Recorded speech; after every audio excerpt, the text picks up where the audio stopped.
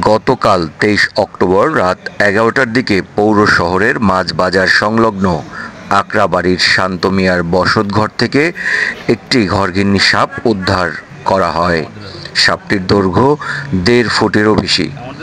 পটুয়াখালীর কলাপাড়ার ওই বসতঘর থেকে ঘরগিন্নি সাপটি উদ্ধারের পরে animal lovers of Patuakhali Kalapara শাখার টিম লিডার বাইজিদ মুন্সি বলেন, ওই বসতঘরের মানুষজন সাপটি দেখে আতঙ্কিত হয়ে পড়ে। খবর পেয়ে ঘটনাস্থলে পৌঁছে সাপটি উদ্ধার করা হয়েছে। এটি একটি নির্বিষ সাপ। সাপ দেখে আতঙ্কিত না হয়ে বা হত্যা না করে তাদের সংস্থাকে খবর দেওয়ার অনুরোধ জানান তিনি। এছাড়া সাপটি সংরক্ষিত বনে অবমুক্ত করা হবে বলে জানান তিনি।